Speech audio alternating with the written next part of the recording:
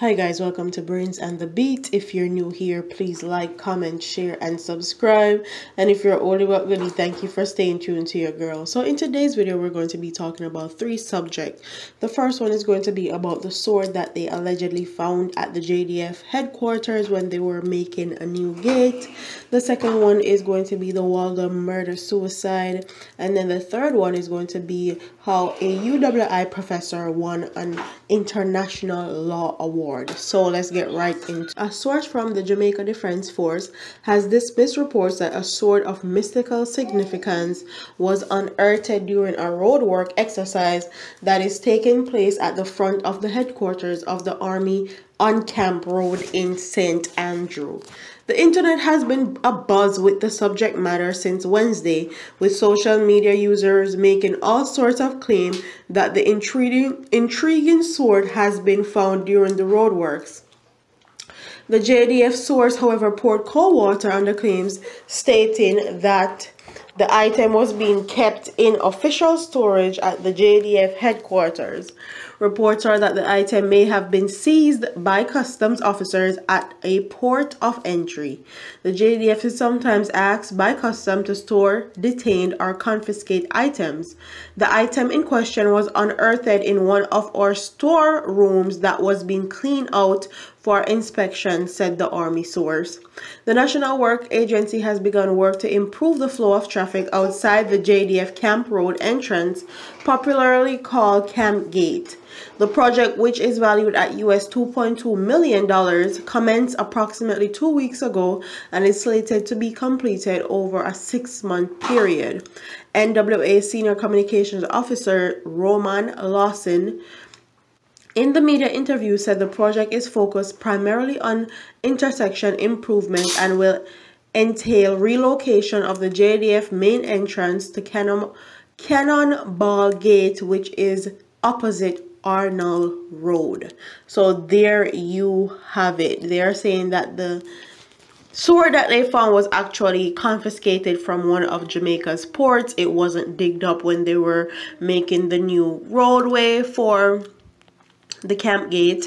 So there you have it. All the obia and all the murder suicide has nothing to do with that sword. But let's get into our next topic, which is the murder suicide. Honestly, it's very disheartening to see these, and these have been steadily increasing since last year, and we've been begging the government and also JCF to put something out there from last year warning people about murder suicide, and they did it this year when it's at a 40% increase. But let's get into the story. A man reportedly killed his estranged wife and then turned a gun on himself along Woodspecker Avenue off Waltham Park Road in St. Andrew on Wednesday morning. The deceased have been identified as Patrick Cohen, Rolene Clark Cohen, both correctional officers. According to the alleged eyewitnesses, the man shot the woman dead in front of her 12-year-old daughter before fatally shooting himself. The incident, which reportedly occurred about 9 a.m., caused disruption to early morning rush hour traffic, which had to be diverted from Waltham Park Road onto alternative routes. There has been a marked spike in the number of suicides this year, as according to the statistics from the CCU, there have been 24 cases of reported incident of suicide for the period of January 1st, 2019 to April 10th of 2019.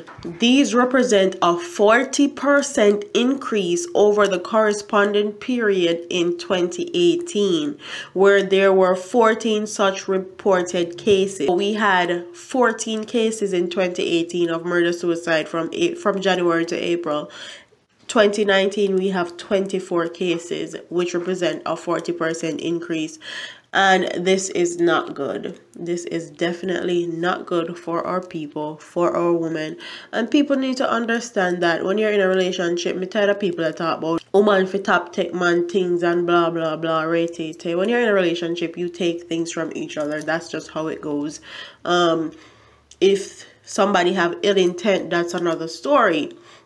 when they're taking your things, or they don't have any conscience, or they don't believe they're going to stay with you. That's a whole different story for a whole different day. But when you're in a relationship, you're gonna take stuff from your partner. Whether the woman takes something from the male, or the man takes something from the woman. That's just how it is. And I'm so sick of that lame ass excuse. No one has the right to take away someone's life, period. If they're not happy in a relationship, they can go. Okay, too much fish they are see for that. But that is the Waltham story. Condolence goes out to the family. I'm going to insert a clip of the grandfather and the daughter that the man reportedly killed her mom in front of her. She was in her school uniform and everything, so obviously they were taking her to school when all of this occurred. I can only imagine the amount of therapy and the amount of trauma she's going to have to work through, okay, for the rest of her life. This is gonna stick with her. But condolence goes out to everybody that lost a loved one here, with her friends, family, co-workers. It's very sad, and we can't take it back. We can just use them as a learning lesson. Basically, there were a lesson and to be learned. God say I know everything. Then the next one we're going to be talking about is the UWI lecturer receiving a woman-in-law award. And you guys know that when I do these stories, I like to end my stories with a good note. And this one says, Tracy Robinson, Senior Lecturer and Deputy Dean, Graduate Studies and Research, Faculty of Law, is the 2019 recipient of the Prominent Woman in Law International Law Award, PWIL.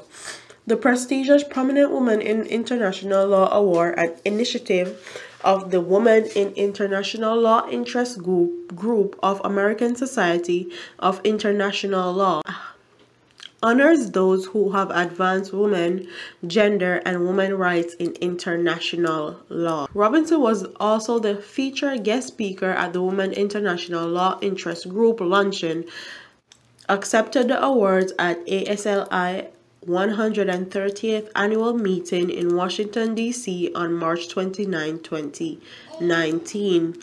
The senior lecturer received the PWI award in recognition of her achievements employing human rights and international law to advance issues of gender, sexuality, especially during her tenure at the Inter-American Commission on Human Rights. Her role as the first rapporteur for the rights of the LGBTQI persons while a commissioner at the IACHR was also acknowledged.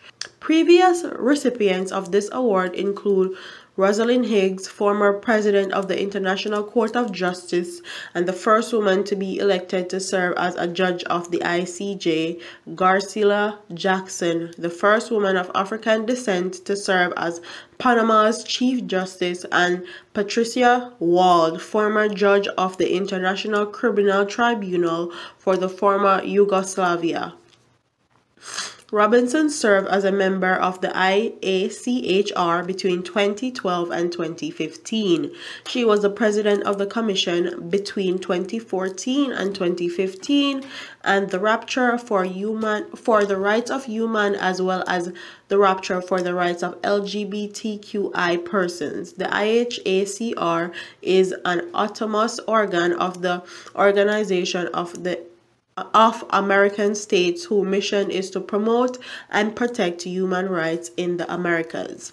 She was also one of the honorees on the Gender Justice Legacy Wall luncheon at the United Nations in New York in 2017 on the anniversary of the establishment of the International Criminal Court to honor those who have contributed significantly to the field of international gender justice. So big up to her for that. Congratulations on your award. I love seeing Jamaican women doing big things and showing out in their field. Props to her for putting in work in what she believes in human rights and women rights and the LGBTQI organization. Anyways, like, comment, share, and subscribe, and I'll see you in the next one. Deuces.